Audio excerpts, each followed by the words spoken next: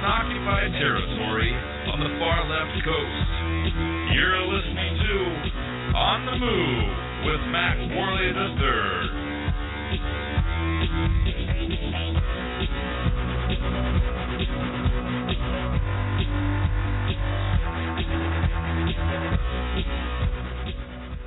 Hello, Mack Pack. It's great to be back with you today. I am Mack Worley III, and this is On the Move, the show that attempts to inspire you to stand up for your rights. Today, I'm looking forward to today's show. It's going to be good because I want to talk to you guys, and I want to hear what your thoughts are.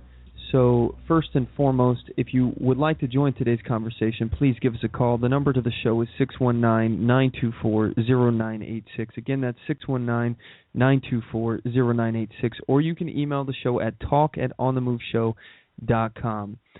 So the conversation I would like to have with you guys today is about the executive order that Obama would like to do here in allowing illegal immigrants executive amnesty. This is very concerning to me. I am definitely worried about this, but let's move into that in a moment. Today is November 23rd, 2014, and today's show is titled Our Imperial President, Executive Amnesty. And first and foremost, this is episode 50. So this is our 50th episode of the show. I just want to say again, thank you to all of you out there who have listened in listener land, all of you who are getting active, getting out there, getting on the move. That's what this is about, inspiring people to stand up for their rights, understand, the system of government that we're in, try to make influence and change it in a more constitutional fashion, become a more Republican form of government as opposed to this democracy that we appear to be thrusted in. That our country, we all know that this country was founded as a constitutional republic, but many people nowadays don't even understand that or know what a republic is. A lot of people think that we're living in a democracy, or that's what this country was. We very well may be living in a democracy now. I think that a lot of the Republican form of government has diminished over the last few decades, but for me, I am against democracy. I do not like democracy, and I've said it before, but I mean, it's very easy when you think of it as mob rule. The majority telling the minority what to do, and eventually everybody can be broken down into some form of minority. You may be the only white guy in a neighborhood. You may be the only, black person in an area. You may be, the only Christian. You may be the only Muslim. Everybody can at some point be in a minority of people. It just depends on the circumstances around them, which is why I'm not a fan of democracy. Democracy is the road to socialism, as Karl Marx once said. He's the creator of socialism, communism, Marxism. This is the guy who wrote the book on it literally. And even he says that democracy is the road to socialism. Well, I'm against socialism, therefore I must be against democracy. I believe in the voting system and the ability to vote. However, I don't believe in the majority's ability to vote away the rights of the minority. I believe in individual rights. I believe in individual rights more so than the power of the government, and I don't believe that I'm alone in that. I think many of you out there probably feel the same way. So anyway, that's where I stand on that, and I'm very concerned about what just happened with President Obama with this executive amnesty. This has never been done before, and this solely goes against everything that he has stood for and said in regards to this action. He said he couldn't do it. Like I said, we're going to get into this a lot more a little later in the show. But again, I just want to thank you guys for tuning in week after week. This is our 50th week that we have broadcasted a show, and here's to 50 more, here's to 500 more. I love doing this, and I enjoy spending my Sundays with you guys and talking with you guys. So feel free to call in. Again, that number is 619-924-0986. Any topics that you guys have is up for the conversation. It's on the table. So again, feel free. And don't forget to check us out on our website, OnTheMoveShow.com. Here at blogtalkradio.com/OnTheMoveShow, you can follow us here so you can get updates every time we do a broadcast.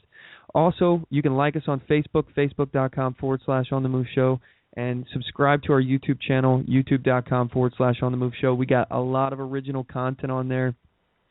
Speaking of original content, I'm going to get to some of that in a minute here, but we do all sorts of stuff on the YouTube. We do activism, we do product reviews, book reviews, all sorts of different stuff.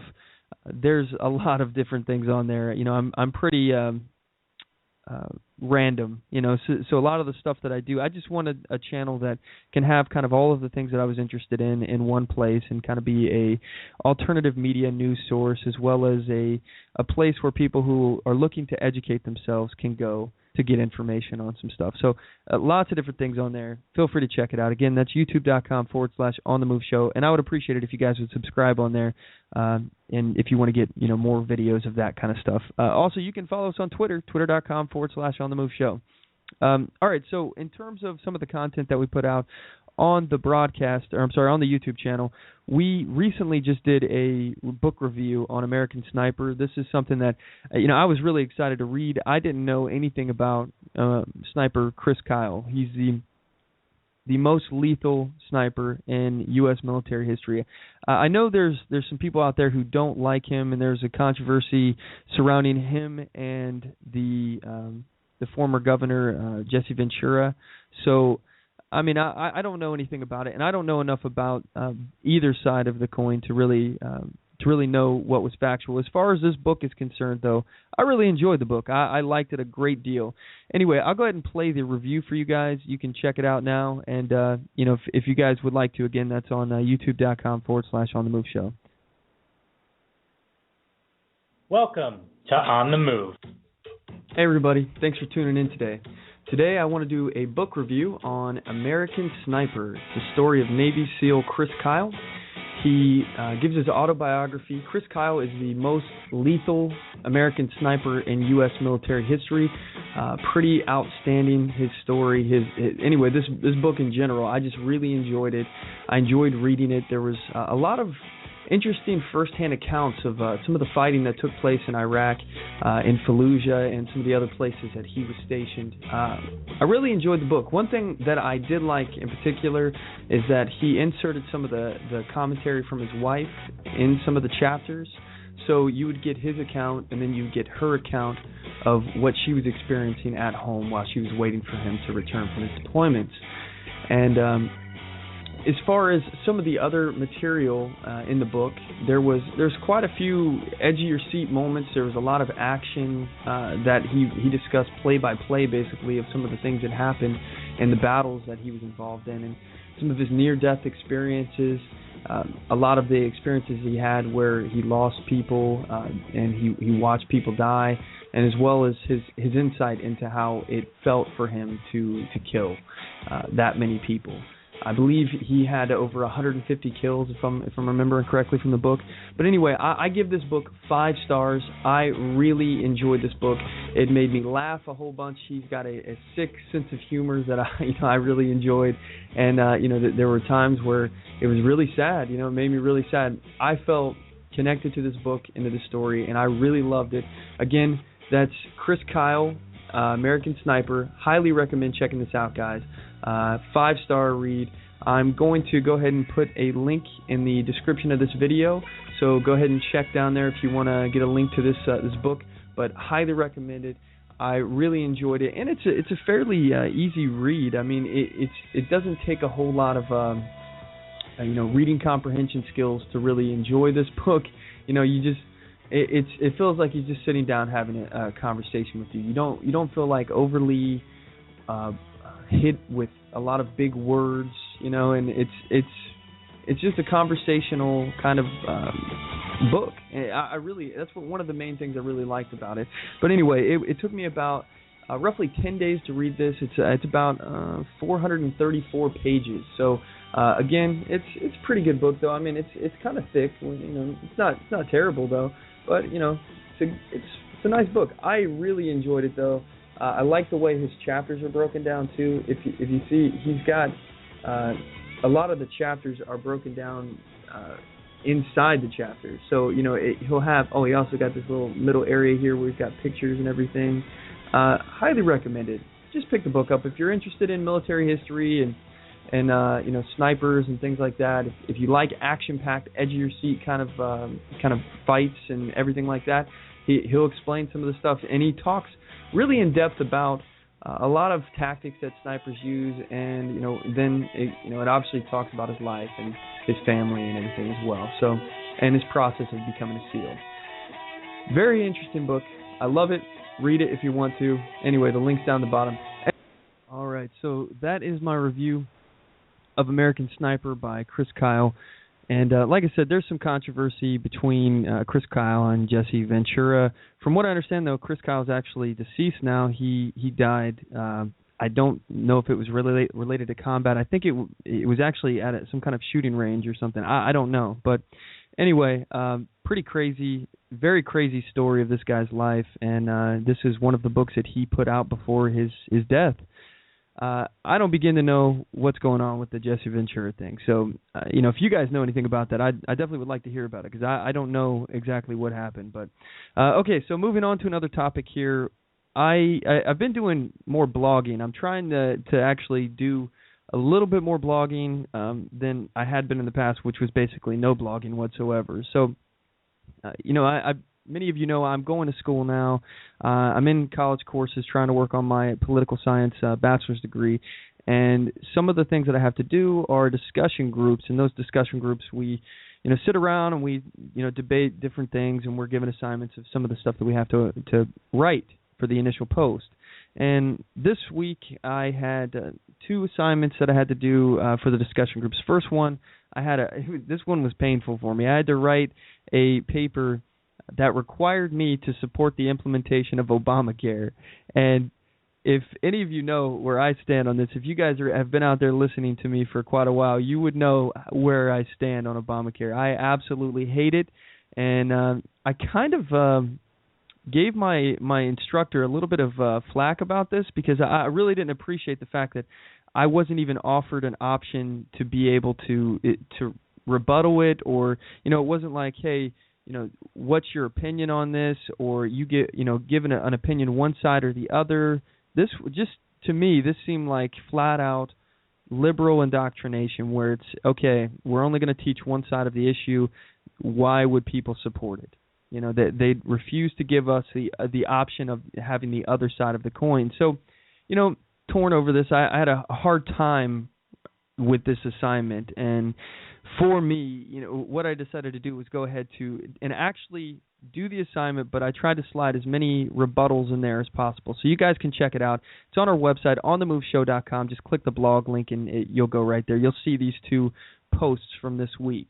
And my other assignment that I had was it was on a food desert. Okay, so food deserts are basically places where you're unable to get fresh fruits and vegetables, and because of the location geographically from these like big stores, big grocery stores. The only places where food deserts can get food typically are like corner mini marts, things like that. So my assignment was to assume that my town is a food desert and that I would like to do something about it, and they wanted me to prepare an evidenced argument to present to my local town council that outlines an idea to offer healthy food options in my town. And they wanted me to use one ethical theory or perspective to support the moral or ethical reasoning for why this program should be implemented. So anyway, I took this as an opportunity for me to try to illustrate how the government is not always the issue. It's not always expecting the government to do something for you. It's how can we empower our own people, the citizens, to have this kind of control and the ability to fix their own situation, not just simply waiting around for the government to do something or their neighbors to take care of the situation for them, but actually putting the power back into the hands of the people so that they can do it themselves. That's what I wanted to do with this assignment. So anyway, I'm going to go ahead and read you my blog real quick on this, just so you guys get a little update on some of the things I've been up to here. And I think this is pretty good. I'd like to hear what you guys have to say about it. Anyway, I'll go ahead and begin. Thank you for allowing me to present my argument today for what we, as a town, can do to offer healthy food options. As Angela Hilmers illustrated in the American Journal of Public Health, people living in low-income neighborhoods were 2.3 times as likely as residents of affluent neighborhoods to have fast food outlets within 5 to 10 minutes walking. With this in mind, we stand at the crossroads of an important decision. Do we continue to allow our town to offer only unhealthy choices of food, or is there something that we can do about it? But what can we do? Oh, I'm sorry, I actually skipped around here. We are currently living in what is known as a food desert, which means that we are geographically located in such a way that fresh fruits, vegetables, and other healthy foods are not only more expensive than more affluent areas, but less available. The result has been a rapid increase of obesity and diabetes, and not just our children, but the entire community. Compared to other areas where healthy options are more available, our community's overall health is suffering. But what can we do? Do we create a law outlawing fast food? No. For the answer to less available healthy food options is not to eliminate the options that we have. There are many ways to go about increasing the availability of fresh fruits and vegetables that do not involve the government creating new laws, outlawing healthy food, or even providing healthy food choices for the community. I ask that the town council find a place for our community to grow our own gardens. Our land is fertile. We have a lot of empty lots that are scattered around all over town that could be used as a way for us to help ourselves. Instead of relying on others to provide for us, we can provide for ourselves. Being that the property is public land owned by all, this would be well within the council's power to allocate these areas for this purpose. Additionally, I ask that the council please help to provide information to the rest of the community at the local's driver's license department on how to grow a garden. By providing this information at the licensing department, we can avoid costly marketing, which would, of course, be imposed on the taxpayer, but ensures that many people within our community will have access to this information at a minimum upon renewal and issue of driver's licenses. This information will put the power back into the hands of the citizens, and they can decide what is best for themselves. Lastly, I ask the council to start a community garden donation bank, a place that those of us in the community who wish to donate seeds, fertilizers, soils, and gardening equipment to others who cannot afford to buy them on their own. I feel all three of these actions are imperative in order for our community to turn around our downward health trends. I think we can all agree that what you put into your body is a deeply personal issue that can only be made by the individual. I feel this common sense approach will allow those of us who wish to have healthier food options to take control over our lives while not forcing others to change a way of life that they may wish to keep. I urge the council to act upon this request in the most expedient fashion possible. Thank you for your time. Anyway, this is just one example of a way that you can look at things differently. You can approach things differently. For me, I wanted to illustrate how we can use these kind of things to inform people about how not to rely on the government, how to actually take power back and empower the citizenry. So, hey, actually, we got a caller here, I just noticed, and we're going to go ahead and take him. His name is Mark, and he wants to talk about Chris Kyle. I'm looking forward to this one because I really like to know what's going on with that. What's up, Mark? Okay. Hey, Mack, how you doing? I'm awesome. How are you? Good. As far as Chris Kyle, I missed the first couple of minutes of it, but you had a couple of questions about him, it seemed like. Yeah. One is how he died, and the other is about Jesse. He died. How he died and about Jesse Ventura. Yes, sir, yeah. So what happened with that? Okay, how he died, he was, part of what he was doing after his service is he was helping vets deal with PTSD, et cetera. Mm-hmm. And he took one of the guys out to a shooting range, and the guy, I guess, basically went berserk and shot Chris Kyle and killed him. Oh, wow.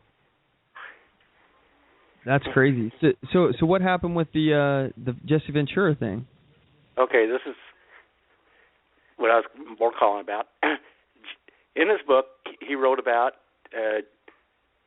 he was at a wake for a fellow SEAL, and they went to a bar afterwards, him and his fellow guys.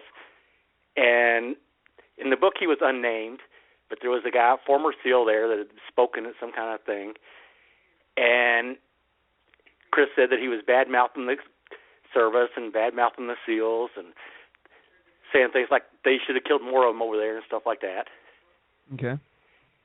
But then in the ensuing interview, it was pretty much rumored that it was Jesse Ventura that was the one he was talking about. And in the ensuing interviews when he was doing his book tour, he, flat out said it was Jesse Ventura, that he knocked him out, or didn't knock him out, but knocked him down at the bar. And when he was on Phil Riley, he said, "Did you knock him out?" And he said, "No, I just knocked him down." And he said, "Well, what happened afterwards?" He said, "I don't know. I didn't stick around." I see. So, okay. I remember that chapter of the book there. So I didn't know that was supposed to be Jesse Ventura. So he said that it was him in an interview then later. And now right. I actually understand the lawsuit. I know Jesse Ventura sued the estate, I guess, of Chris Kyle, after he already died. Chris Kyle. He sued Chris Kyle first. Then after he died, let's call him Scumbag from here on out. Scumbag didn't drop the suit. He kept it going. Okay. At which point he ended up winning. I forget the exact amount, but I think it was like $500,000 or something like that from Chris Kyle's estate. And the last I heard, his wife Taya is still fighting with him. So that's kind of where that stands. I see. Okay, so now I understand. And you have people on both sides of this argument. Those who support Chris Kyle and those who support Jesse Ventura, and that's where the divide is there. Because I posted the video on this, and I instantly got some people that were basically sending me hate comments, which is not different than what I normally get. I usually get a lot of hate, and about 50 between people who support me and then 50-50 between the people who hate me. So it is what it is. But yeah, I realized after I posted this, somebody was saying that Chris Kyle was a liar and that that he deserved what he got and karma and all this stuff, and I was like, whoa, what is going on? Like I don't understand why anybody would speak about this kind of stuff. So but regardless, the situation with that, let me ask you. I'm curious because you said that Jesse Ventura is a scumbag. So if somebody wrote something, let's say for the sake of argument that what he did write was in fact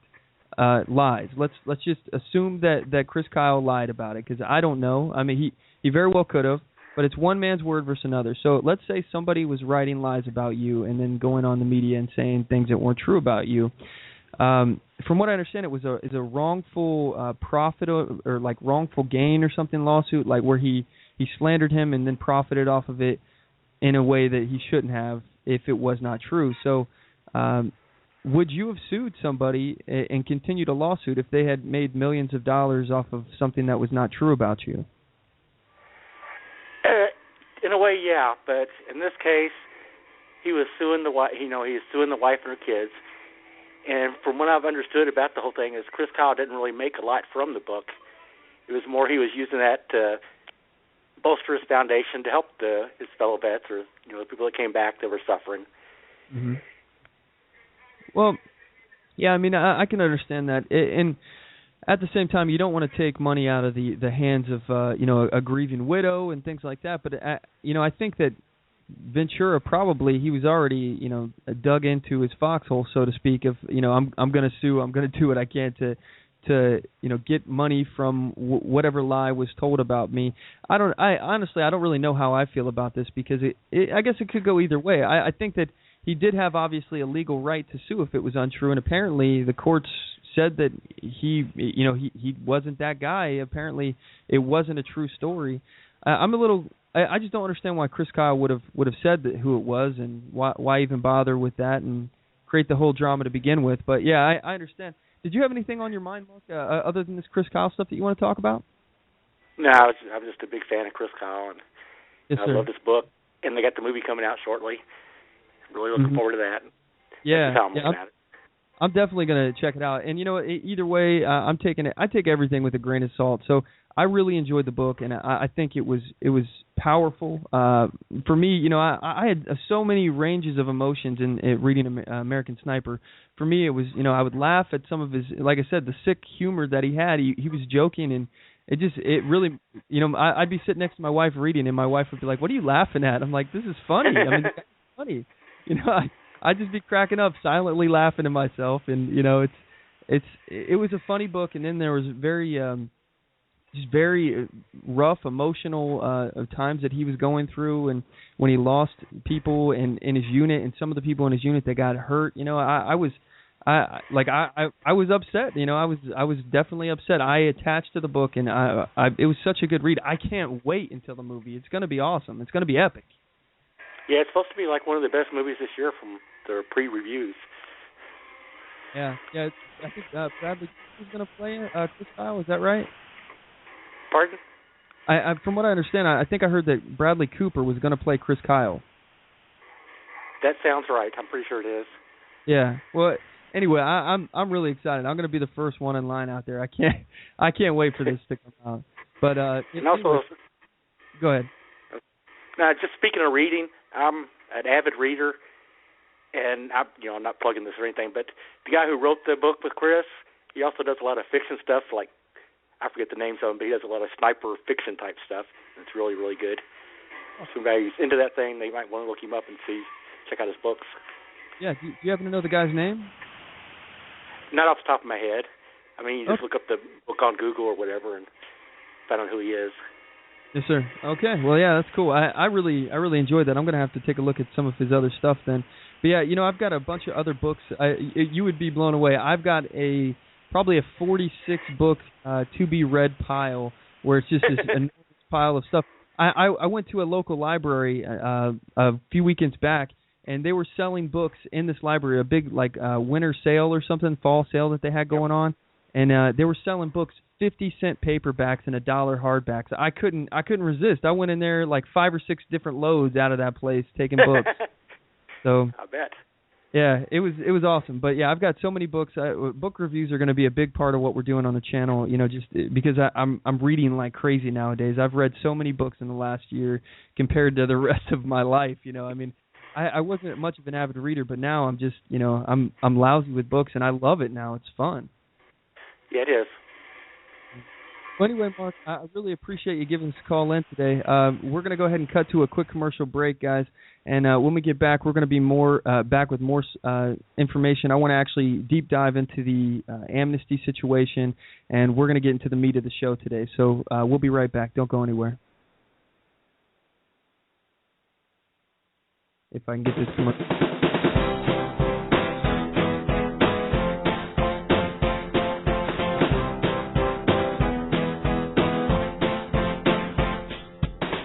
Support On The Move. Help us make this podcast bigger and better.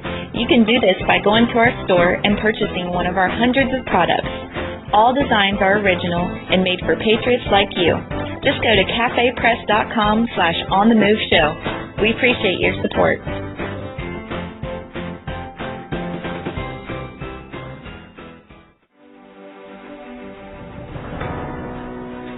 Hi, I'm Latasha Worley, and I work with candidates to creatively and effectively communicate their message to voters. I offer professional graphic design services from yard signs to flyers, from logos to vehicle magnets. Email me today at latashaworley@gmail.com. That's LATOSHA Worley@gmail.com for a quote on items for your campaign.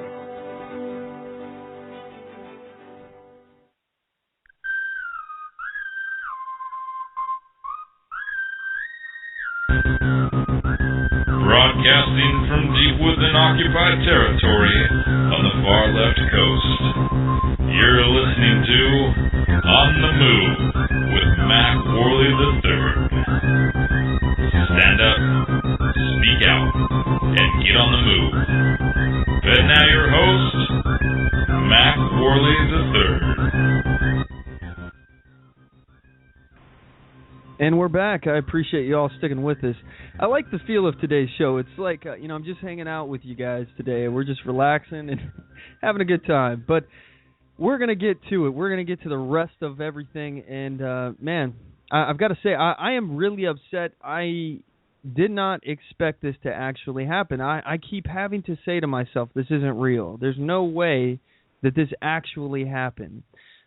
I'm curious what you guys have to say about it. Give us a call. The number to the show is 619-924-0986. Again, that's 619-924-0986. or you can email the show at talk@onthemoveshow.com, and we'll read your emails live on the air. So very first here, I want to get to the actual amnesty. So Obama is doing a 10-point amnesty plan where he's going to legalize unilaterally 4.5 illegal immigrants. This isn't people who have come here lawfully, they followed the process. These are people who committed a crime to get here in the first place. Most of these people have committed several other crimes in the process in order to get work. You know, they're working unlawfully. Many of them are involved in identity theft to even get a job because they had to steal somebody's social security number in order to be able to work. This is not the way to do it, first of all. But these people are not the kind of people that we need to be expediting to the front of any lines. For me, if I was an immigrant, if I was a legal immigrant, and I was going through this process lawfully, legally, the process that can take up to a decade, 10 years to come here to be a citizen of America. If I was doing this legally, or if my parents had done this legally, I would feel enraged because it costs thousands of dollars for these people to go through this process. They have to learn to speak English. They have to test their knowledge on our country. I mean, there is so much stuff that they have to do, so many hoops that they have to jump through. And then after they go through all this, people that have been in this process for 9 years, let's say, somebody who just jumped across the fence and all of a sudden they're here working, you know, they stole somebody's social security number, they're working, they're driving without a license, they're breaking our laws. Suddenly these people get moved to the front of the line. Wouldn't you feel like a sucker? Wouldn't you feel like a fool if you had done all of these things the way you were supposed to do? You did everything you were told to do, and someone else jumped to the front of the line that didn't do any of these things. That would be a tough enough pill to swallow if it was just that. If that was the only thing that was going on here, that would be a tough enough pill to swallow. But it's not. Obama doesn't have the authority to do anything that he's doing right now. This is not within the bounds of the president's power. It's not anywhere in the Constitution that he has the authority to nullify laws, which is what he's doing. He's nullifying laws. And don't take my word for it that he doesn't have this authority. No, who am I, right? Take his word for it. He said over and over again how he didn't have this authority. And I'm quoting here. He said it would not be appropriate for him to take this action. It would not be part of our tradition. It violates our laws. It's not how our Constitution works. It's not how our system works. It's not how it functions. It's not how our Constitution was written. Yes, it would be easier if he acted on his own, but democracy is hard. But it's right. And he's not an emperor. Because if he would do these things, it would make him an emperor. Those are his words. He said those things about the very action that he just took. Yet now we're being told that this has to happen now. Can't wait. It has to happen during a lame duck session. You know, right now, there's not a whole lot that Obama is going to get doing on his own without bypassing Congress, without unilateral action. And he says he has to do this because Congress won't do anything. They won't pass anything, any kind of immigration reform. Well, from what I understand, I do believe that the Republicans have set up several proposals, but Harry Reid has not even allowed them to vote on them. So perhaps he should be talking to Harry Reid about not allowing anything to be voted on. And certainly our immigration system does need reform, but not in the sense of just waving a wand and saying everyone who is here illegally, move to the front of the line, please. That's not the way to do it. I am not against immigration at all. I think immigration is a great thing. I think that it can be useful for the country, especially. I mean, when you think about it, we can handpick who we want from other countries. We can say, okay, we'll take this guy. He's going to be a contributor. That guy, he's going to be a contributor. We don't want these people because they don't have a plan. They're not going to contribute immediately, but we may be able to pick and choose and find people who are going to benefit us or not harm us in a certain way too. If, let's say, for example, we look at the economics of our country and you say, we got too many engineers in America right now as it is. So it wouldn't make sense to go bringing in a bunch of illegal immigrant engineers or, even just lawful immigrant engineers. It wouldn't make sense to bring those people in because they're not going to be able to find a job, for one. So it's going to be harmful to them.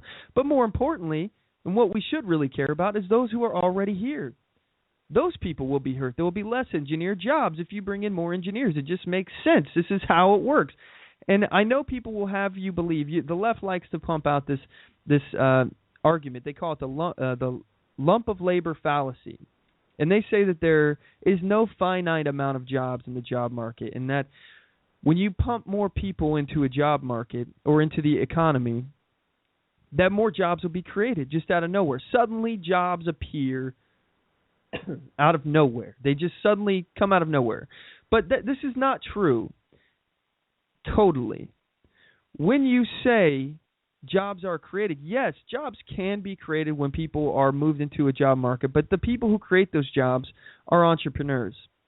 So if you have an unskilled laborer, that unskilled laborer is not going to be creating a job. He's going to be filling an unskilled labor position. If you have an engineer, that engineer is very likely not going to be creating his own business. Maybe he will. Maybe he's an entrepreneur and an engineer. Who knows? But the point is, he's probably going to be filling another engineer spot that somebody in America would have had. This is the point, is that unless you get job makers into the economy, you will have less jobs when you put people into the economy. That's simple, right? If you don't have somebody who's creating another job, if you just have somebody who's going to take a job, then you just took a job away from an American. That's the way it works. I'm against illegal immigration because these people, first and foremost, have absolutely no respect for American law. Because of that, they have absolutely no right to be here. In my opinion, and I don't know where you guys stand, in my opinion, if you come here illegally, you need to be deported, period. No ifs, ands, or buts about it. You're out. There's no forgiveness. Get out. You're done. And I don't think that there should be some task force that goes around trying to track these people down, but I certainly think that if we find one of them or they self-identify to us, we show them the door. Goodbye, good riddance, you're gone. That's the way I look at it. I also disagree with the fact of what they call, an anchor baby, which, I don't know if that's an offensive term. To me, that sounds kind of offensive. But, I'm using quotey fingers. An anchor baby where, if you have a kid, suddenly you can stay here because your kid is an American citizen. I disagree with that. I don't think that that's right. I think that just promotes people having kids in America to exploit that. So, I think that kid is obviously should have dual citizenship. And if there's somebody that they can stay with in America, they should have every right to stay, that child. If they were born here, they're an American citizen. However, if their parents are not citizens, their parents should be shown the door as well. If they came in illegally, parents, goodbye. You're being deported. Now, your kid can stay here if they want, or they can come with you. And when they get older, they can come back. It's up to them. Whatever. I think that's fair. I think that's more than fair. And we have every right to impose restrictions on who we accept, who we allow to come into our country. Every country on earth does this. Every country on earth has the right to choose who enters their country, who comes into their territory, who they're willing to accept. You do not have a right to come to America. You have a right for a chance. We'll give you the same chance as everyone else. But we're not going to make special exceptions for you just because you're here illegally. You violated the law.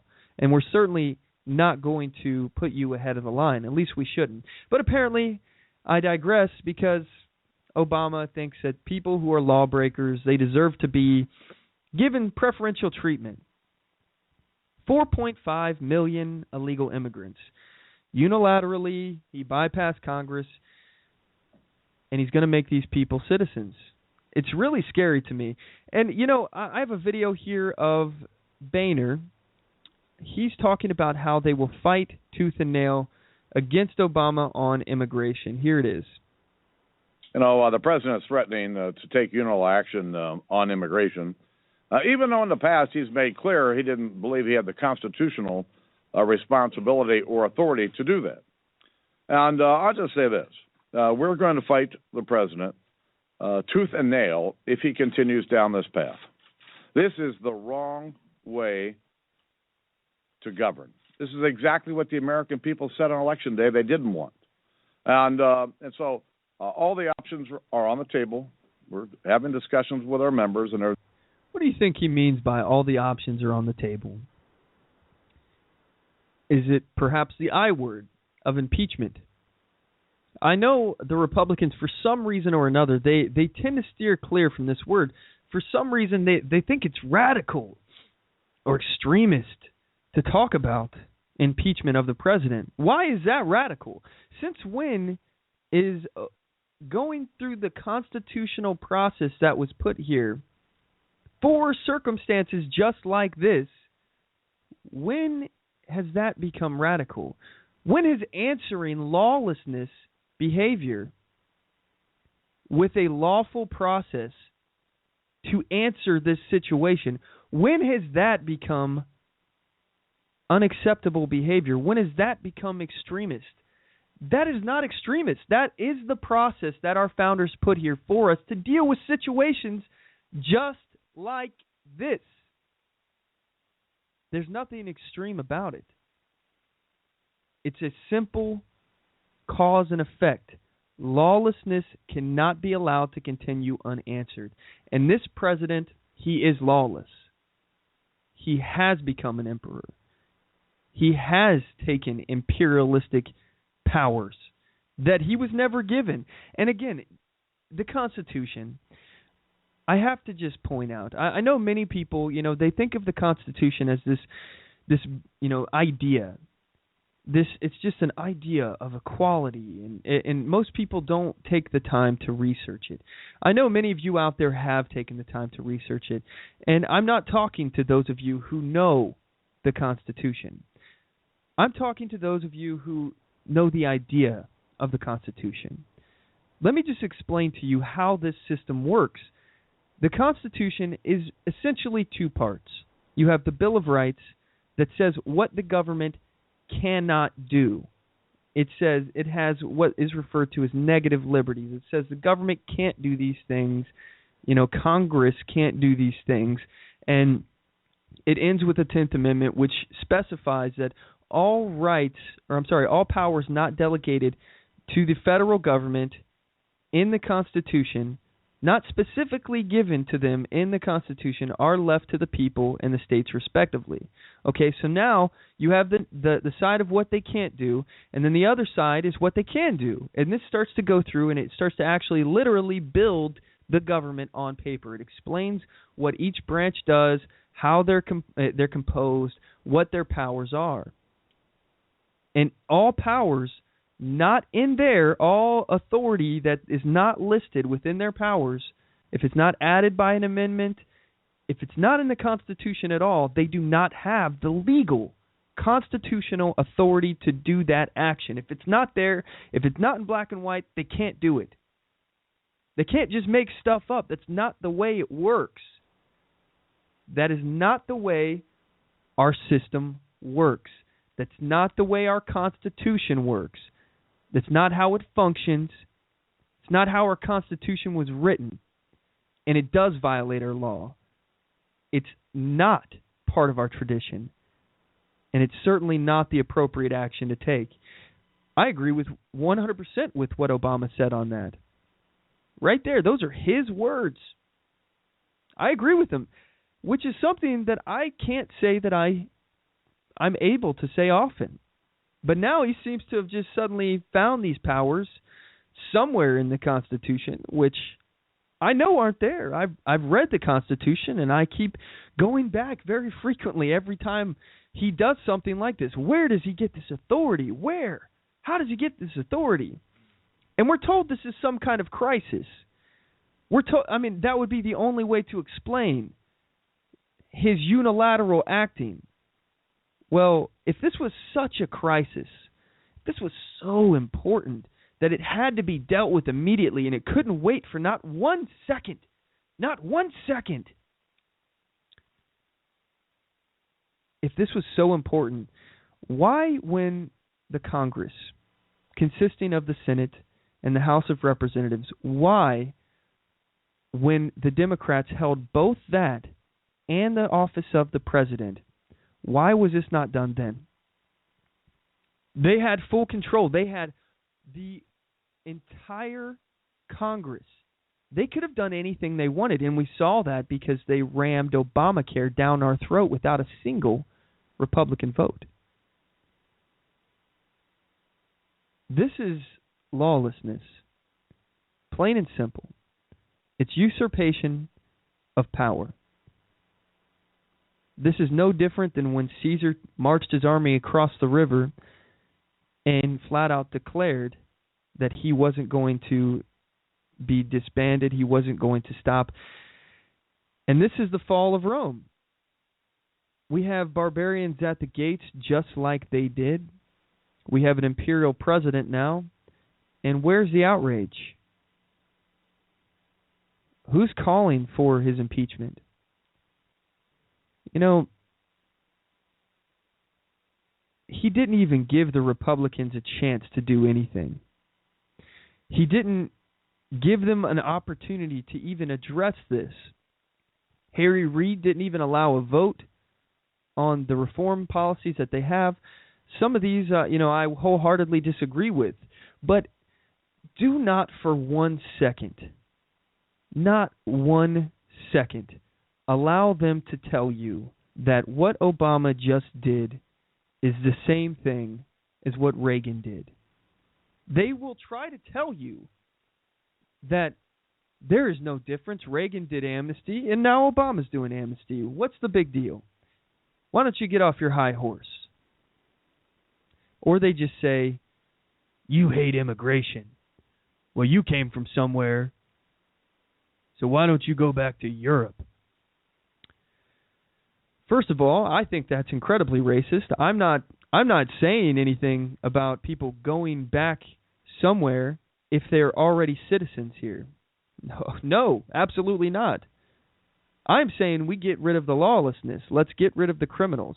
How can you really justify, honestly, I need to know how you justify criminal behavior.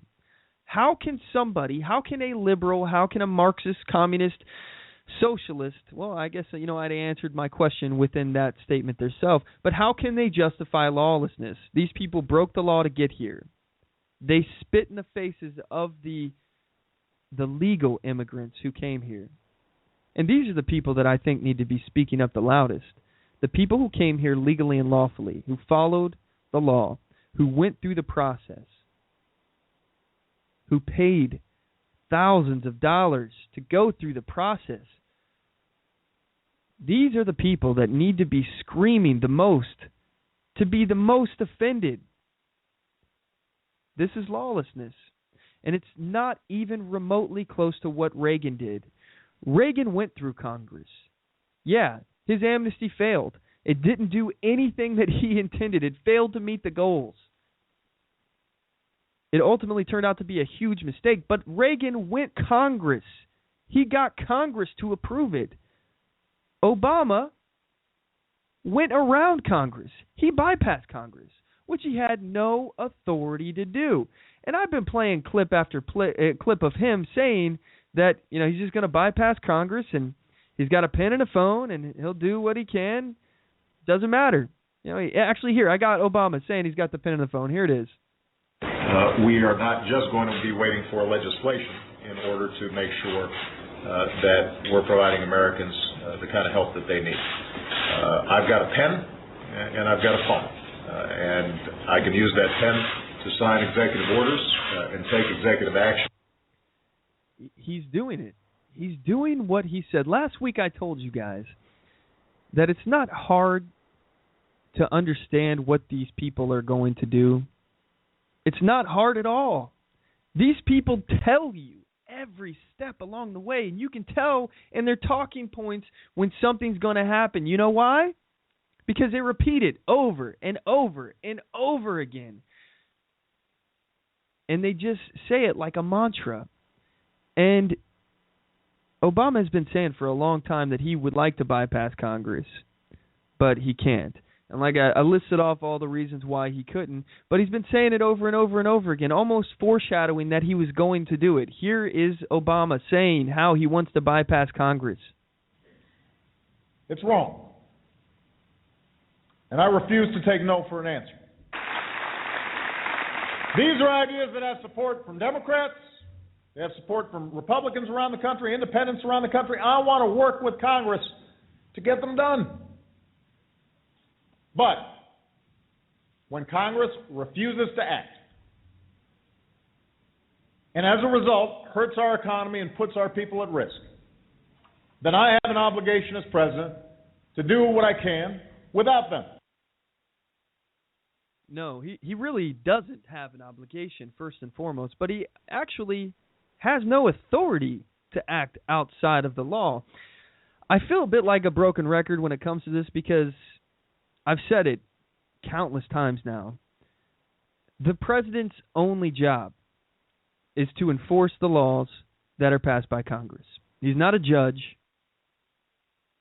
He's not a member of Congress. He can't write law. He's not to choose which laws we should actually be enforcing. He's not to be selective in that process at all. He is an enforcer. That's it. He's an executive. Enforce the policy, the law. That's it. That is his job. That's it. And I want to really talk to you guys about a concept that I had a conversation with a good friend of mine the other day, and we were talking about oaths to the Constitution.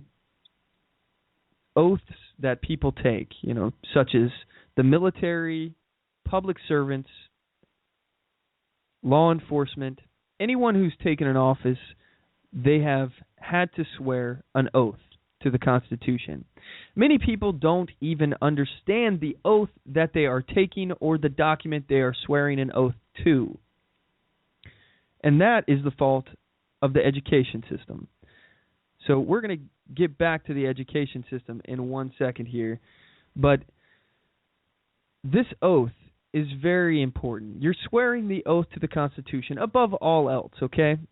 So when you are, let's say, for example, as a law enforcement officer, you're a police officer. And this is I've said this before, but this is why I am not a fan of law enforcement, but I am a fan of oath keeper peace officers. There is a major difference between law enforcement and a peace officer. And somebody who honors their oath. The first thing that every person who has sworn an oath to the Constitution should do, any action that they are told to do, decide to do, anything at all that they decide to do, their first course of action should be what? Decide how they want to enforce it? No. Decide, any other numerous thing. The answer to this is they should be deciding if it fits the oath that they took to the Constitution. Is this act constitutional? Do I have the authority to do this? Is this an unlawful order? Would I be in violation of the Constitution enforcing this. A lot of people think that, especially police officers nowadays, that, I'm not part of the Supreme Court. It's not my job to decide whether or not an act is constitutional. It's not my job. I don't wear a robe. I'm not a judge. Who am I? I'm just a police officer. Well, back to the education topic. It behooves the government to keep us uninformed about our government, the way the Constitution works. And now you see that the government has their hands in our education system at the deepest levels.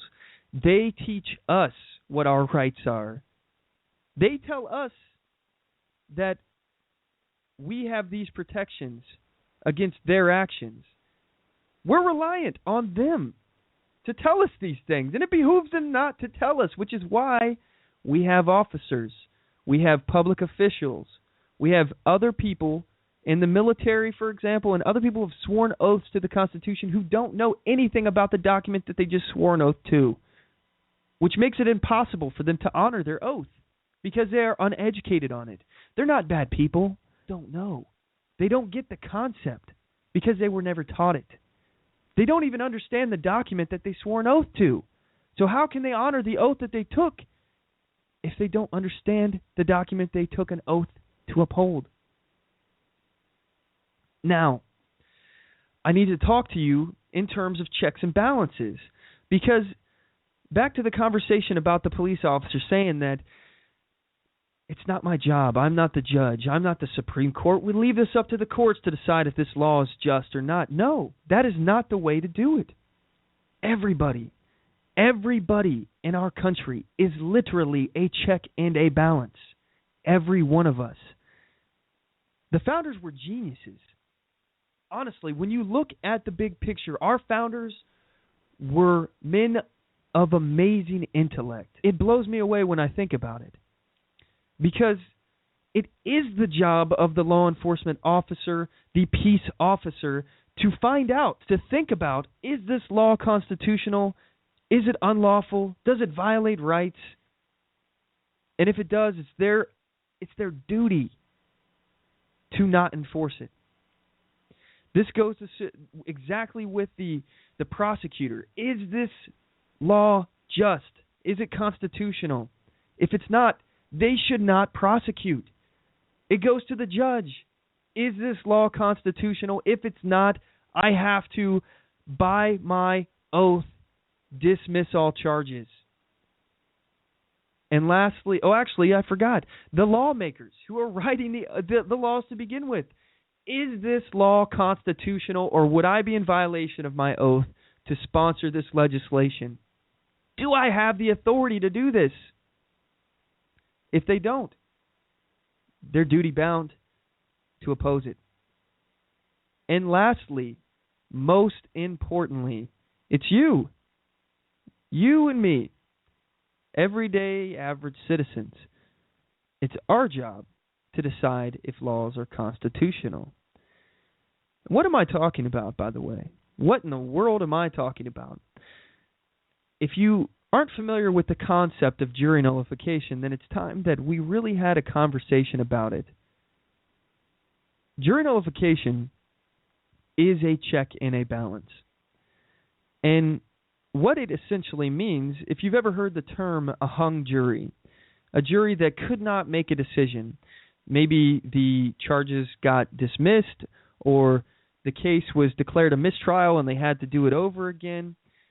It's when one member of a jury decides, no, I'm not going to agree with you all. I don't care that every other member of this jury says that this guy's guilty. I disagree with you. That's how you get a hung jury, because it takes a unanimous decision by these juries to find somebody guilty. If it's not unanimous, then they cannot be found guilty. The thing that most people don't understand is 2 points. First of all, the first point when it comes to jury nullification, you cannot get in trouble as a member of the jury for not going with the flow of everyone else, even if the guy is clearly in violation of the law. If he admitted to violating the law, you can't get in trouble for saying not guilty. You cannot get in trouble. There's nothing that anyone can do to you as a member of a jury. Absolutely nothing. There's no consequences, no repercussions. So why? Why is this even possible? And why don't we know about it? Well, the reason why it's possible is because our founders put it there as a check and a balance. If we had an out-of-control legislature, we have people in Congress who are making laws that are totally tyrannical. The check on that is the courts. When it goes into the courts, that's a check. Additionally, there's another check that, depending on if it's state or like smaller government or the federal government, we have the president who can veto that law. Boom, vetoed, gone. Unconstitutional, so boom, vetoed. And governors can do the same thing. So that is a check, as well as, like I said, the courts, it can be escalated and they can decide that the law is unconstitutional and it could be removed that way. But there is another check that our founders put. Let's say the entire system has been usurped. The legislator, our Congress is pushing out these tyrannical laws, and the courts are filled with activist judges. And we have an out-of-control executive who refuses to put these people back in check. It's up to the people at that point. The people are responsible for correcting it. The people are responsible for taking control again. And that is what jury nullification essentially is. Not only is the individual on trial in every single courtroom, but the law itself and its constitutionality is on trial in every single courtroom. Can you see the amazing system that our founders have created for us?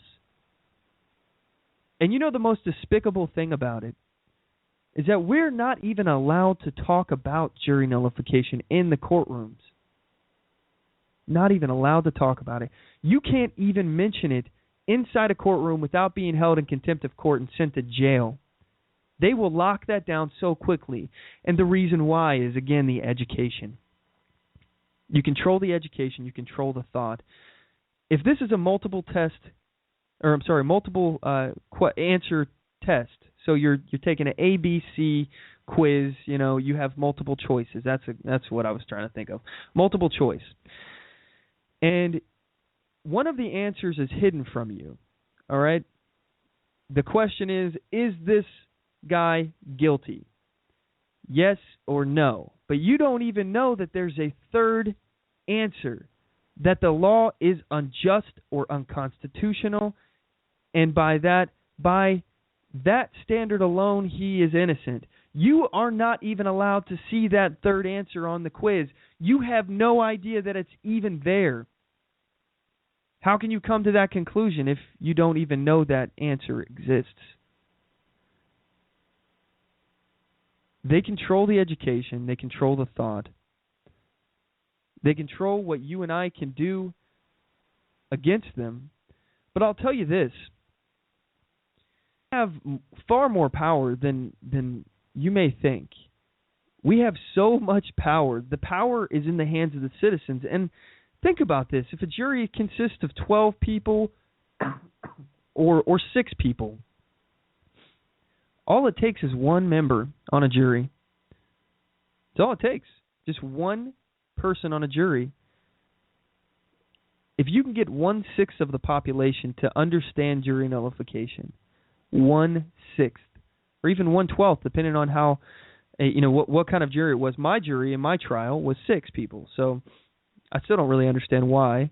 I've always heard that saying, I'd rather be judged by 12 than carried by 6. Apparently I was judged by 6. I don't understand that process. I'm still trying to figure that out myself. So, but 1/6 of the population, if they knew about jury nullification, we could really take a lot of our power back.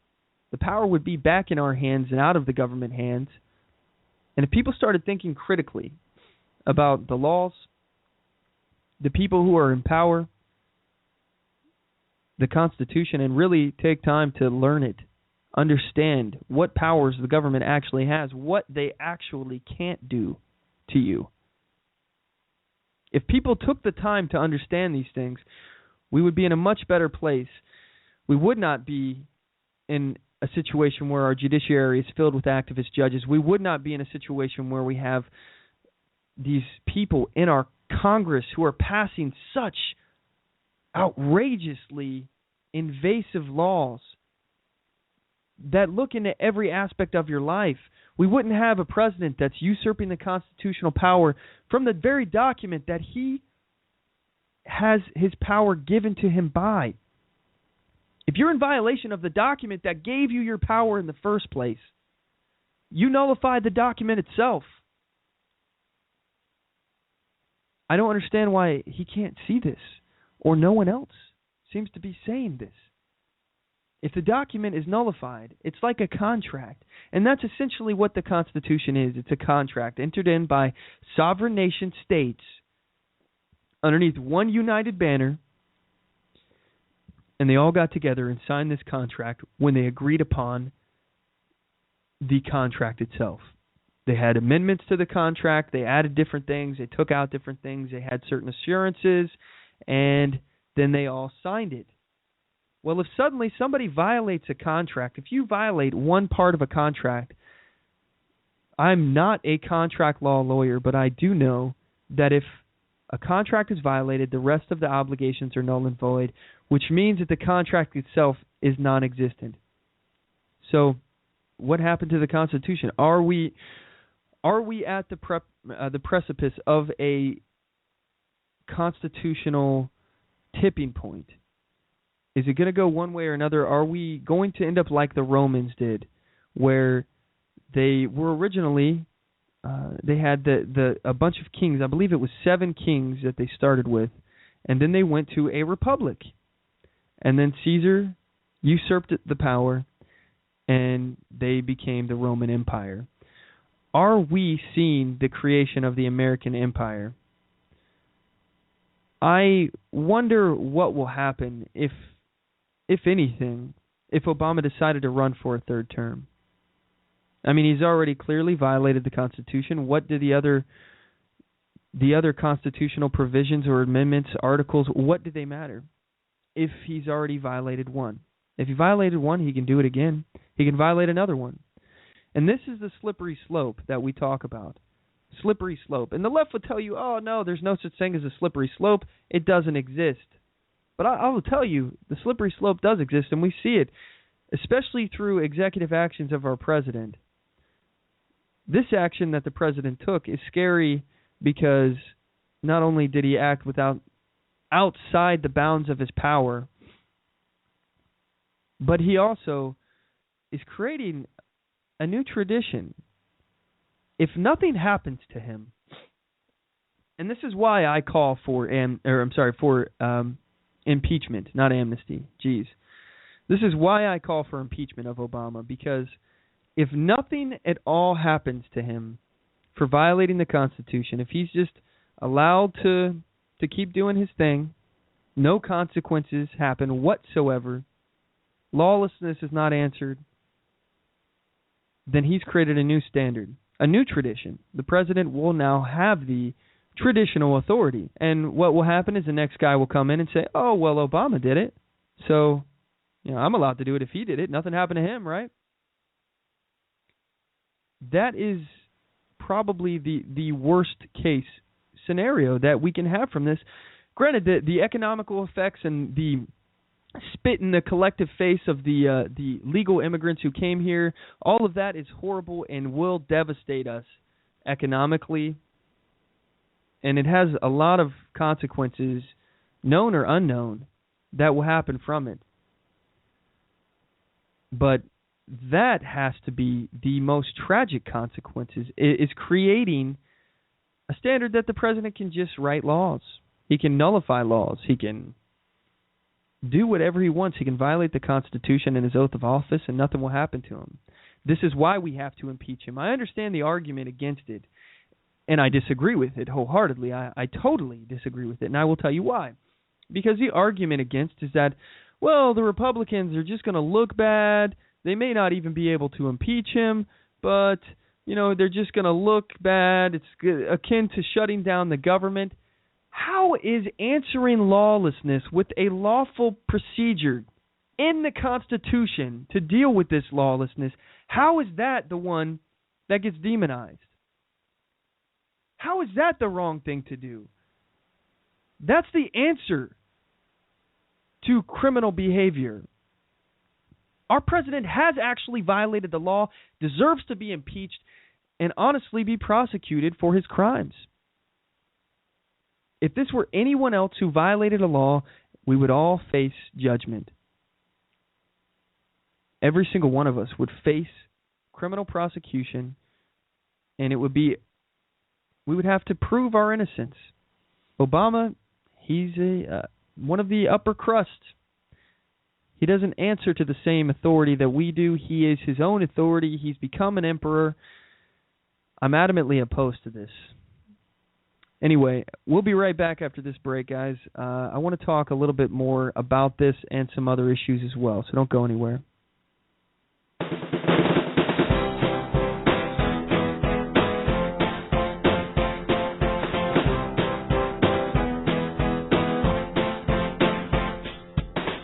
Support On The Move.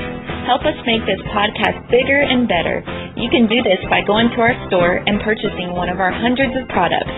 All designs are original and made for patriots like you. Just go to cafepress.com/onthemoveshow. We appreciate your support.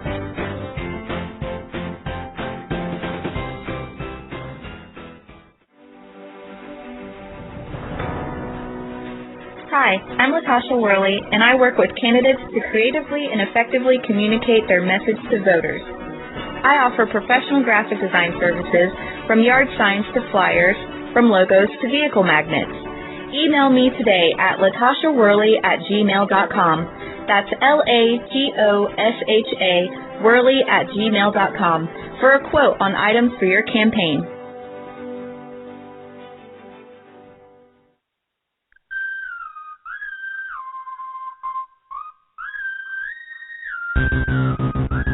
Broadcasting from deep within occupied territory on the far left coast. You're listening to On the Move with Mack Worley III. Stand up, speak out, and get on the move. And now your host, Mack Worley III.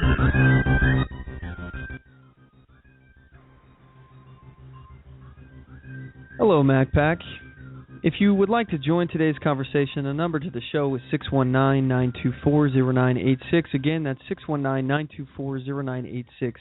Or you can email the show at talk@onthemoveshow.com. If you would like to say your message offline or something, if you're a little shy and you don't want to call in, I understand. Feel free to email me, and I will read your email live on the air.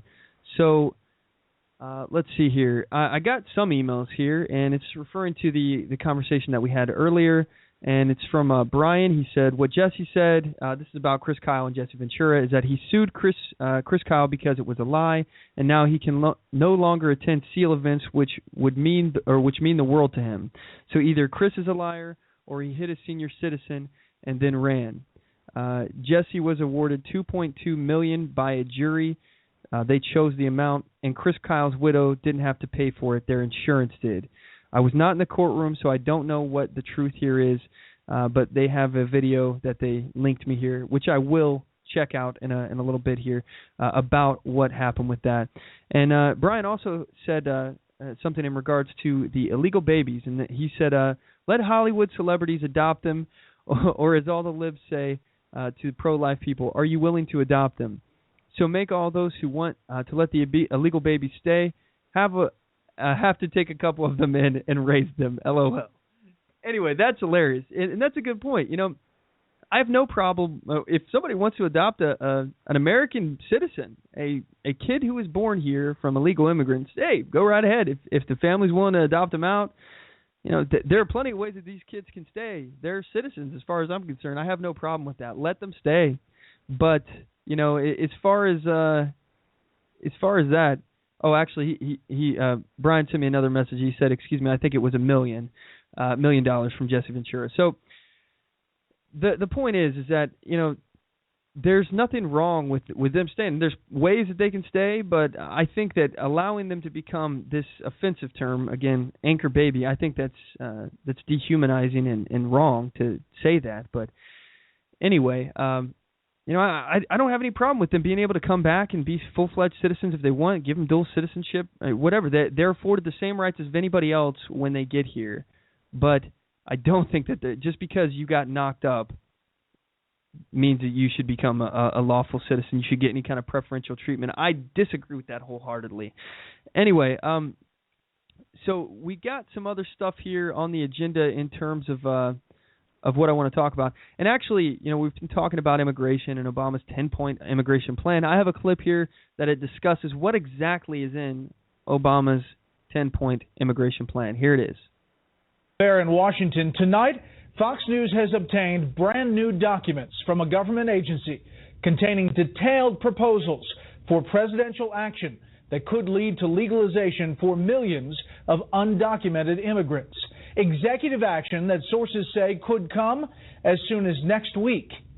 Chief Congressional Correspondent Mike Emanuel is live on Capitol Hill with breaking details on what promises to turn into an epic showdown over immigration reform. Good evening, Mike. Well, Brett, no question about that. Sources say President Obama was briefed on this proposal before leaving on his trip to Asia and is expected to announce his executive action on immigration as soon as next week. In this draft proposal from a government agency, up to 4.5 million illegal immigrants living with their American-born children would be allowed to stay in the U.S., an expansion of deferred action. It would also expand deferred action for children known as DACA, who came to this country with their parents, following up on President Obama's action in June 2012. Also included in the 10-point plan is a pay raise for ICE officers in order to increase morale. Okay, so let's talk about this here. According to what I've been able to find, there are approximately 11 million illegal immigrants, roughly. We don't even really know. There's no way to know how many illegal immigrants are in this country, but roughly 11 million. And the reason why we don't know is because they can literally just get on a plane. They can just get a plane ticket and come here on a travel visa, just saying that they're coming as a tourist. Nothing happens to them. They're not going to get sent away. They're not going to get deported. And if they do somehow get deported, they'll just come back again. All right, give it another try. Hopefully we don't catch you this time. It is ridiculous. But now, this is exactly what I was talking to you about. 4.5 million illegal immigrants are living with their American children, and they will be allowed to stay simply just because they got knocked up. They had a baby. Suddenly now, you're allowed to stay. All you did was have a kid. You broke lots and lots of laws. Do we do this for anyone else? Imagine somebody robs a bank. You're going to go to jail. You just committed a crime. Oh, wait a sec. You had a baby? Oh, never mind. You're good to go. You had a baby. Hey, everybody, this guy had a baby. What are you? You a jerk? You don't like the kids? It's for the kids. Yeah, granted, this kid's 25 years old now, but still, somebody's kid, right? This is unbelievable. 4.5 million illegal immigrants living with American children allowed to stay. Wave of a wand. Didn't have the authority to do it, but he's going to do it anyway. He's expanding deferred action for DACA children. The way I understand this, and if anybody out there can correct me, this is basically making it so they have to go into a courtroom and decide case by case on this. And obviously, this system is going to be bogged down. Maybe I'm mistaken about this. I could be wrong. I haven't done research on DACA in a little while, but there is a process like that I'm talking about. It may or may not be DACA, but they're supposed to go into a courtroom. Many of these illegals don't even go to the courtroom at all. They just don't show up. And then a pay raise for immigration and customs enforcement officers. This is funny right here. And this right here should tell you why this is a bad idea. For morale. It's to boost their morale. They need more money to boost their morale. Immigration and Customs Enforcement officers. Why would they need to boost their morale? Why would their morale be low? They got a good government job. Some of these guys may like the fact that they got some authority, got some power, tell people what to do, might retire, get a good pension, probably get medical coverage. I'm sure they get good medical coverage. They work for the government. Government health care is not really that great, but at least they will get seen eventually, and they won't have to pay very much for it. Why would they need a pay raise? Well, could it be that everything that they're working on doing is being undone? Their entire job, their mission statement, every single thing that their job is about is being undone with the stroke of a pen by one man unilaterally without Congress, acting outside the bounds of the law. Could this be basically just a payout just to say, hey, you guys are on my side, right? Here's some more money. It's the way I look at it. It's the way I would look at it if I was Immigration and Customs. I would be irate. I've been working so hard to get these illegals out of the country. You're just going to wave a wand and suddenly now they're citizens? Are you kidding me? This is not what I signed up for. I would be upset. And I'm pretty sure that Immigration and Customs is probably upset too. I know I would be. The draft also includes allowing family members of illegal immigrants who enroll in the military's delayed entry program another avenue for citizenship. This is crazy too. They call it DEP, all right? Me being military, I was in DEP. It's the delayed entry program, and they're going to say that these people, you join the military and your family can become citizens. While you're in delayed entry? I disagree. That seems like jumping the gun a little bit. It's, hey, you can pay me for that sandwich after you've eaten it, all the way, and then you've driven home and you live out of state, and I don't know your name or where you live or your phone number or any contact information. But go ahead, eat that sandwich, and then do all those things. Go away, and it's the honor system. I'm trusting you to pay me, okay? Please pay me. Don't screw me over, please. Because that's essentially what this is. There's no commitment when you're in the delayed entry program to join the military. There's no commitment. You can just say, oh, no, you know what? Forget you guys. I'm out of here. There's no commitment. And I've even heard stories of people failure to adapt in basic training. They're in basic training, and they fail to adapt, or they just say, you know what? I'm done. I want to go home. And they'll just go home. I've heard of people that have been in the military for a while and said, you know what, I'm done. And they just failure to adapt, they get general discharge, and they're out. No consequences. So, first and foremost, I think that this is a little bit of jumping the gun here. You're counting your chickens before they hatch, so to speak. I think this is not very well thought out, or the people that did think about it didn't understand the process that they were talking about to begin with. So I have no problem if somebody wants to become a citizen or their family become a citizen if they serve in the military. I'm okay with that. That's fine. However, you have to serve in the military. You can't say, okay, I will serve in the future down the line. Go ahead and make them citizens first. Let's make them citizens. Give them all their paperwork, their government, benefits and all this stuff. Let's go ahead and go through all that first. And then I'll serve. No, I disagree. I think that's the wrong way to handle it. You have them serve. At least like a 2-year commitment. Give them a 2-year contract. I'm fine with the 2-year contract. That's, 4 years would be fine too. I'm fine with that too. You do not get citizenship until you've finished it. Served honorably. You get in trouble, you're gone, man. Not only will you get an Article 15, maybe get kicked out of the military, but you're going to get kicked out of the country as well as your family. I don't have any problem with that. We want honorable people who learn our traditions, know the language, understand our government, and are going to be contributors to society. I don't think that's asking too much. A source tells Fox that category is likely to be exploited because people will join the military to get their family citizenship and then not show up for boot camp. On Congress's first day back for the lame duck session, lawmakers sent two very different messages to the president. I think President Obama has a duty to help build the trust we all That's Mitch McConnell, Republican from Kentucky, Senate Minority Leader. Need to move forward together, not to double down on old ways of doing business. That's why I think moving forward with the unilateral action on immigration he's planned would be a big mistake. Well, I join with my colleagues in urging the president to take action. That's Steny Hoyer, a Democrat from Maryland. He's the House Minority Whip. What the president needs to do is give immediate and significant relief to those families that are being wrenched apart and living in fear. So, you know, this kind of parallels to some topics that I talk about sometimes as well.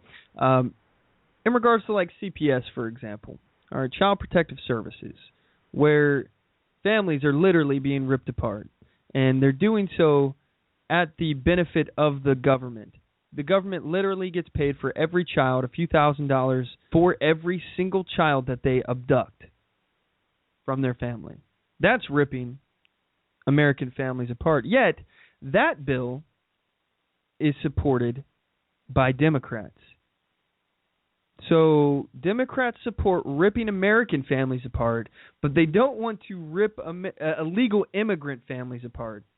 For people who committed crimes and people who are here in violation of the law, several laws. Most of these people, in order to get a job and work, are in violation of several felonies at one time. So you don't want to rip those families apart, but you want to rip American families apart. Okay, I understand. I get it. Several other elements of this 10-point plan there are plans to promote the new naturalization process by giving a 50% discount on the first 10,000 applicants who come forward. And this is a way to, what Obama says, bring them out of the shadows. You can come out of the shadows now, and here, we'll give you a 50% discount on the first 1,000 naturalization applications. Again, if you were a legal immigrant, and you have come through this process, you've spent thousands of dollars to go through all this stuff and actually be a citizen, would this not be a spit in your face? 50% discount to people who broke the law to get here in the first place. You had to pay the full amount, but hey, you know what? As far as Obama's concerned, you're a sucker.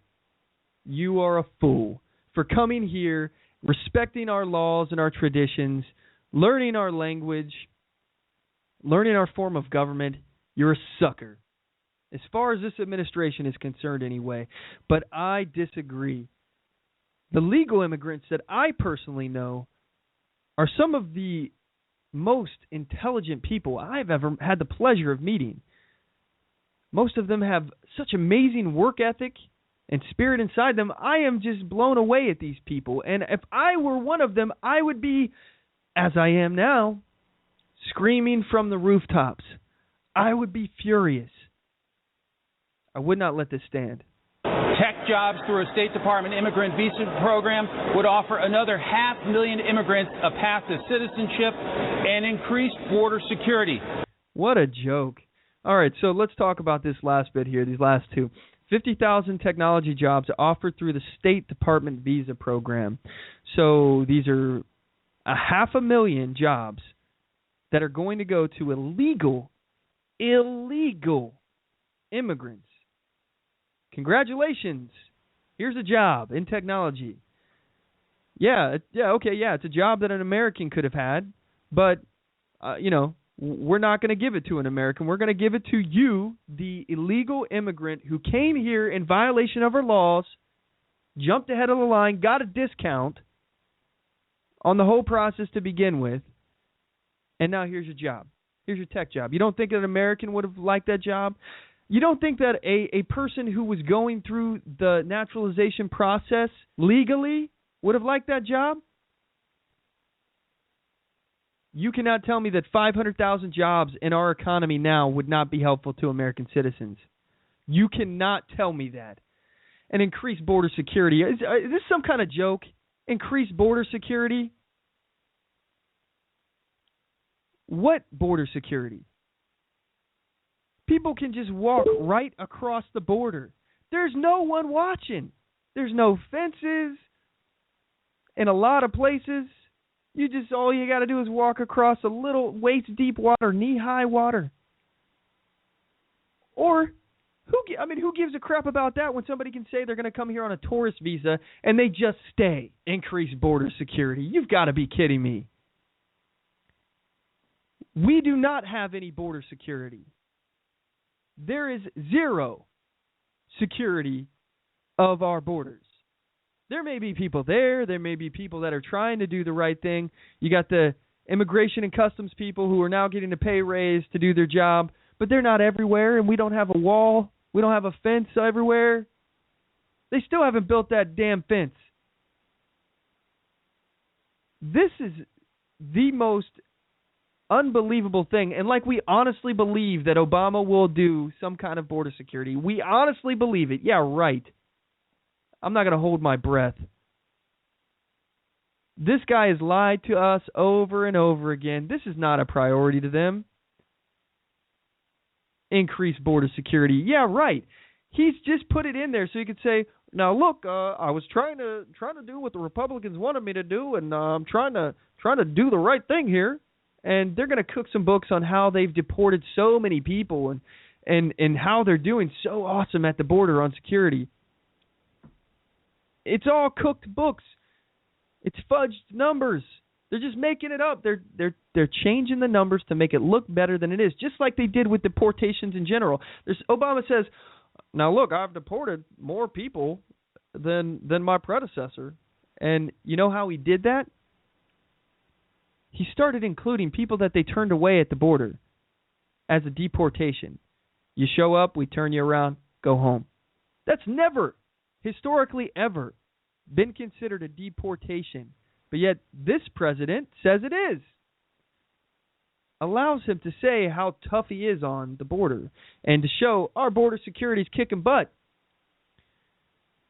But I digress. Anyway, I'm very upset about this executive amnesty, this unilateral action. And I think that this is an impeachable offense, and I believe that if we don't do anything about this now, if we remain silent on this now, it's over. It's done. Kiss the Republic goodbye, everybody. There is no hope if nothing is done to answer lawlessness. If our presidents can just become emperors and instill their own power, usurp the Constitution, if they can act within their own interest but not the country's interest, and there is no answer to it, then we have gone to the point of no return. Once this stuff is established as a trend of what they can do, they'll do it. They'll do it over and over again. They just do. Look, this is what happens. The last president, he went to war and sent troops into combat without going through Congress to declaring war. But you know what? He did it, so I can do it too. Do you see what I'm talking about? This happens. The slippery slope is a real thing. Once one person does it, they all want to do it because now they think that it's their authority, even though it's nowhere in the Constitution. Don't pay attention to that document. It's not important. It's not like it was the founding document upon which this republic was created. Don't pay attention. It's behind the curtain. My predecessor did it. He got away with it, which means I can do it too. That's where we stand, guys. That is where we are. That's why we should all be very, very concerned. So this leads me to our next segment of the show. I challenge you to a duel. Did you hear that? Sounds like it's time for a challenge. Listener challenge. Listener challenge. Listener challenge. All right, this is a segment of the show where I challenge you guys to get out, get active, get on the move. So I hope that I have illustrated the urgency of the situation with illegal immigration, with this amnesty plan. I hope that you now understand why it is such an issue. We are at a constitutional tipping point, as Jonathan Turley once said, who, by the way, completely agrees with the policy that Obama has, but disagrees with the way he's doing it. He believes it's unconstitutional, and he's a liberal. He's a Democrat. We are at a constitutional tipping point. If we don't do something now, we will lose control forever and never get it back. Things are on the slippery slope. We are sliding quicker and quicker than we have ever slid before toward tyranny. Wake up. I'm talking to each and every one of you out there right now. I know you're sitting there thinking, you know what can I do? I'm just one guy. What can I do? What impact can I have? What effect can I have? I'm just one man or woman. Well, I can tell you, you can have a lot of impact. And first things first, you can write your congressmen and women. You can write them. Let them know that you demand that they oppose Obama's executive amnesty. Demand that they try to impeach him. Let them know that you want it to be done, because right now what they are concerned about is if they pursue this, they're going to be the ones that are the bad guys. Even though they're answering lawlessness, they're going to be the bad guys. They're worried about optics. Unlike you and me, we're not worried about optics. We're worried about justice and tyranny, lawlessness. We're worried about letting the slippery slope continue. They have to be nudged and pushed and shoved and sometimes knocked over the head and just, you take the reins and do it yourself. These people have to be, and by the way, that was a metaphor. I'm not encouraging people to assault anyone, please. The point is that these people will not do it of their own accord. They need pressure from the public. They need us pushing them to do this stuff because they don't have the courage, the honor. Most of them don't even have the intellect to do this stuff. We have to write them and let them know overwhelmingly that we demand action from them. It's important. It has to happen. But to answer your question of what you can do, we've talked about all sorts of different issues on today's show. We were talking about jury nullification, and that's a really important conversation. Not only in this challenge am I challenging you to write your congressman or woman, but I want you to talk to a friend or someone in your family honestly and openly about jury nullification, the process. Take some time. Don't listen to me. Who the heck am I? Do your own research. Research jury nullification. If you have some questions on it, please contact me. Talk at OnTheMoveShow or find me on Facebook, Twitter. If you have any questions, I will do my best to help you understand it as I understand it, and we can work it out together. The point is, educate yourself. Educate your family, your friends. Do what you can to talk to them about jury nullification, what Obama's doing with executive amnesty. Try to get them to understand the importance. I understand, Kim Kardashian may be doing something right now, or, The Voice has somebody awesome singing right now. American Idol, I don't know. There's a lot of stuff going on. I understand. It's easy to get caught up in other things that you may think are more important, and your family, your friends may be doing the same thing. They may not be as politically open to as you guys are, active, but talk to them. Talk to somebody fresh and new about this. Explain it. Plant the seed, even if they don't agree with you, or they just think, okay, whatever, I'll listen to this guy and then I'm just going to ignore him. Knowledge is never wasted. The seed that you plant in this person may not grow immediately. It may not ever grow, honestly. But the seed will always be there. They will at least have that information for later. Maybe at one point their mind will open up to the idea that politics is actually important and that they need to pay attention to it. They may realize how much it affects their lives, and it's up to you guys to illustrate these things to them. You know, another easy way to do that is to share the show. If you just, hey, can you do me a favor, please check out, the first hour of this broadcast, or even, I know we were talking and hanging out for like the first 20 minutes, so, even, between 20 minutes and 60 minutes of the program, check it out. You will learn a lot. There's a lot of stuff like that, guys, that you guys can do. Just take the time. And even as far as jury nullification, what a lot of people do, because you can't talk about this stuff in the courtroom, you can't bring it up, you can't even acknowledge it. The jury can't know that they have the right to say no, that the law is on trial just as much as the individual. They can't know that. And if you do tell them that in the courtroom, you will be held in contempt of court. You'll spend some time in jail. You have to pay some money. All these consequences. But what you can do is you can stand out in front of the courthouse, start handing out literature on jury nullification. As these jurors are sitting there, they're a captive audience. They, as they're entering into the courtroom, if you're handing it to everybody going in, you're going to get somebody who's a juror. Somebody entering that courtroom on that day will be a juror. So if you get them all, you hand them the literature, maybe you'll plant that seed. Maybe it'll grow before the end of the day. Maybe they'll understand. Maybe they'll get it. I don't know. Maybe. But we'll never know unless we try. And again, it only takes, 1 out of 6 people. If we got 1 out of 6 people in our country to understand the concept of jury nullification, we'd be fine. That would mean that every jury in the country would have somebody who knows about jury nullification, and they would be able to explain it to everyone else. And even if no one else agreed with them, they could hold firm. They could be that check in the balance. 1 out of 6 people, that's not hard to do. 1 out of 6 people. And if we all do our part, we can spread that message, plant those seeds of information. It's up to each one of us. Anyway, at this point, we're going to go ahead and cut to a quick commercial break. And when we get back, we're going to enter into my favorite part of the show, and we like to call it the Weekly Defender.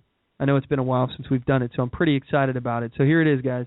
We'll be right back after this commercial. We're going to go right into the Weekly Defender when we get back.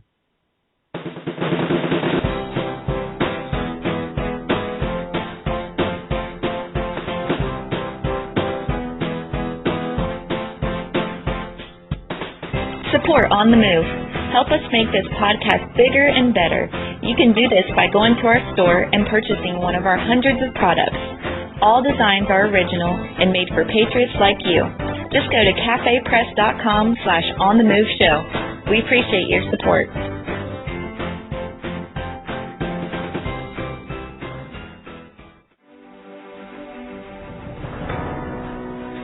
Hi, I'm Latasha Worley, and I work with candidates to creatively and effectively communicate their message to voters.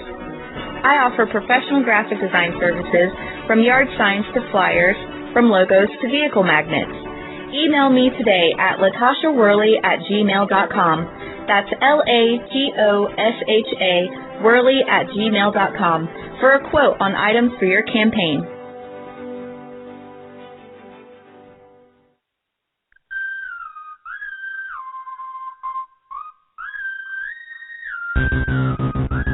Broadcasting from deep within occupied territory on the far left coast. You're listening to On the Move with Mack Worley III. Stand up, speak out, and get on the move. And now your host, Mack Worley III. Hey everybody, we're back. All right, so when we last left, we were talking about, actually we just did the listener challenge, and we're talking about Obama's amnesty, his 10-point plan on immigration, the amnesty of illegal immigrants. Anyway, if you want to join today's conversation, the number to the show is 619-924-0986. Again, that's 619-924-0986. And now we're entering into the next segment of the show, which is my personal favorite. We call it the Weekly Defender. And now it's time for the Weekly Defender. You have the right to defend your life, the right to defend your family, and the right to defend your freedom. This is a segment of the show where we report about armed citizens in the news who have used their firearms to defend themselves, their property, or their family. Our first weekly defender we found on WFIE in Evansville, Indiana. Brian Henner was at home in Butler County, Ohio, when his dog alerted him to an intruder. Henner retrieved a handgun, went to investigate, and apprehended the home invader. When the police arrived, they detained the intruder in a cruiser. However, the criminal managed to escape the vehicle, ran into a cornfield, and eventually invaded another house. 15-year-old Justin Kugler was at home at the time and responded to the intrusion by retrieving a gun. When Kugler encountered the home invader, he told him, "Get out of the house or I'll shoot you." Captured the intruder outside the Kugler residence.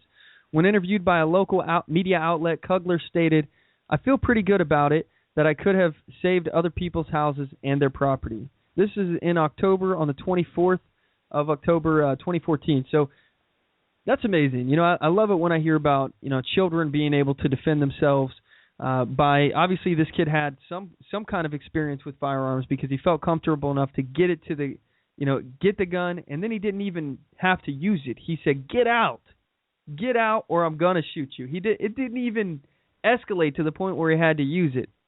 The mere presence of this firearm stopped the crime.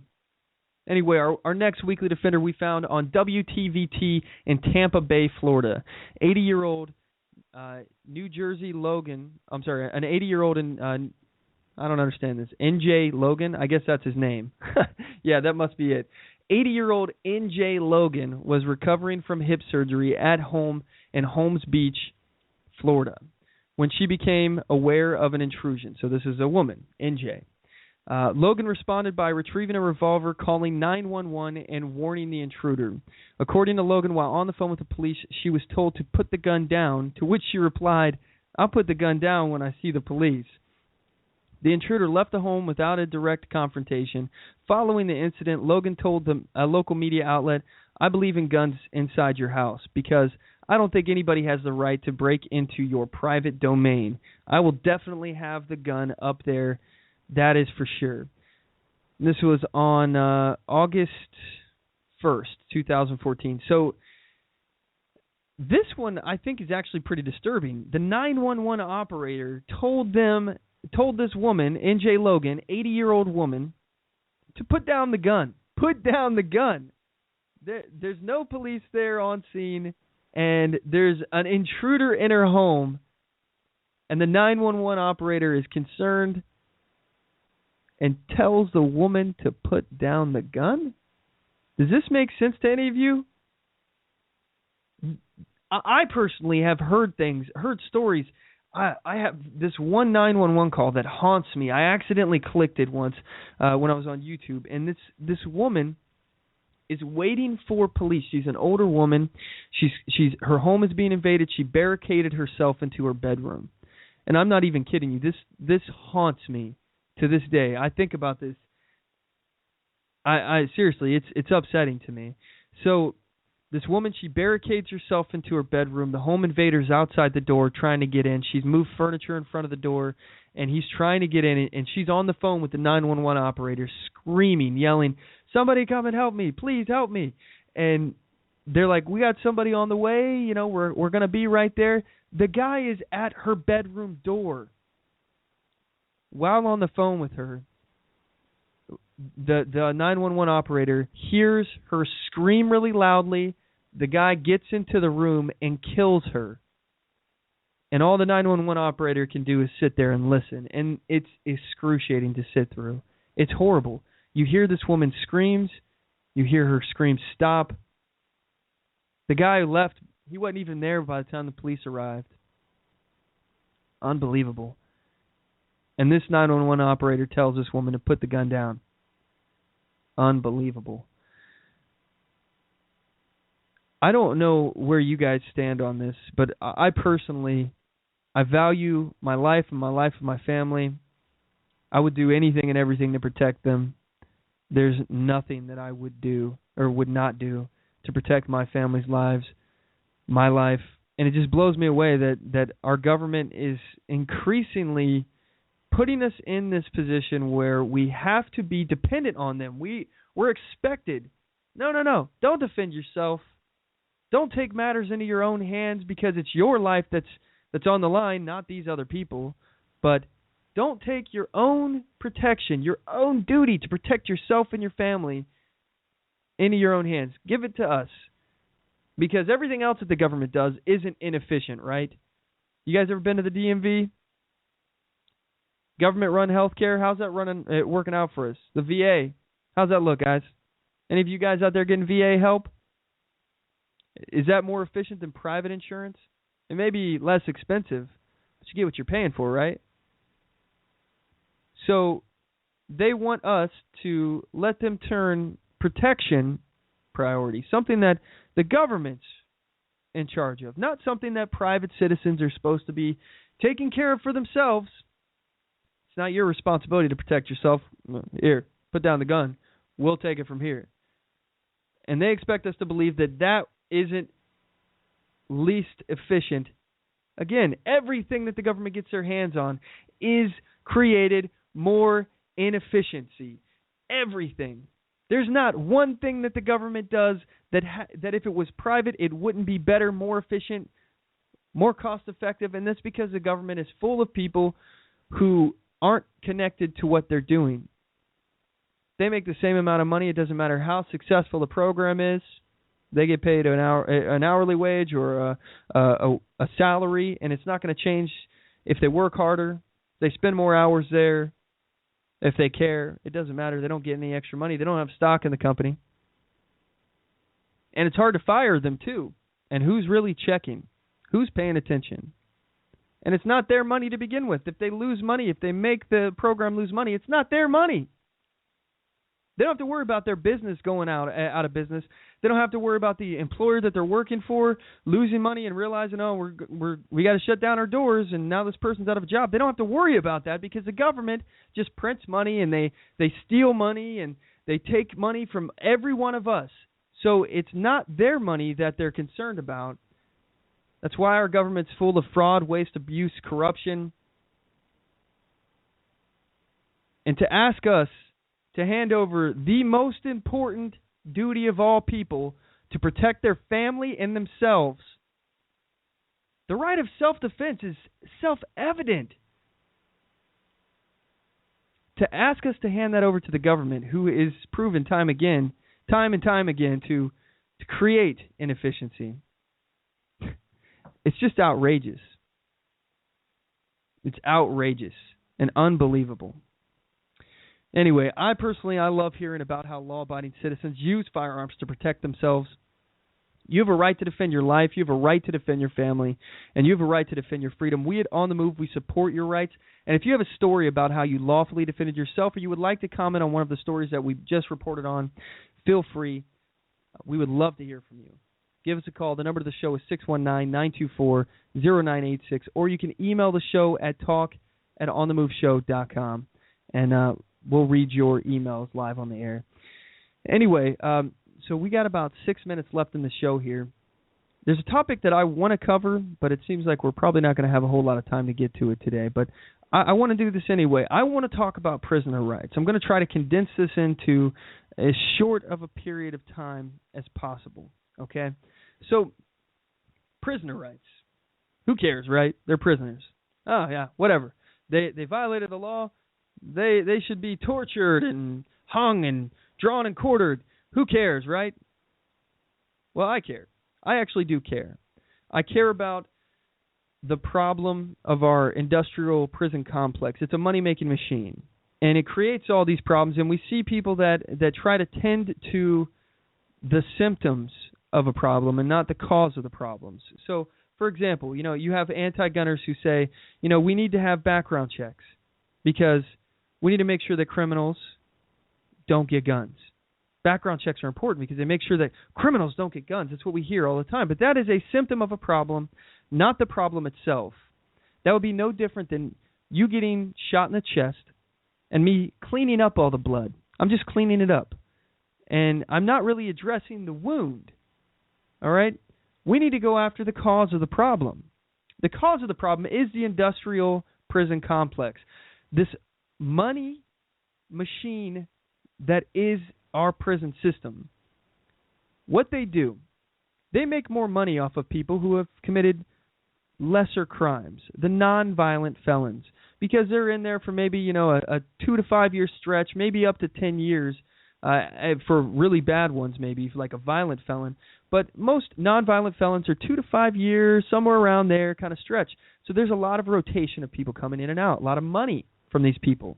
They'd rather imprison the non-violent people because they make more money off of it. And they got to get these hardened criminals, these violent felons out of there because they're just bogging up the system. They're costing money.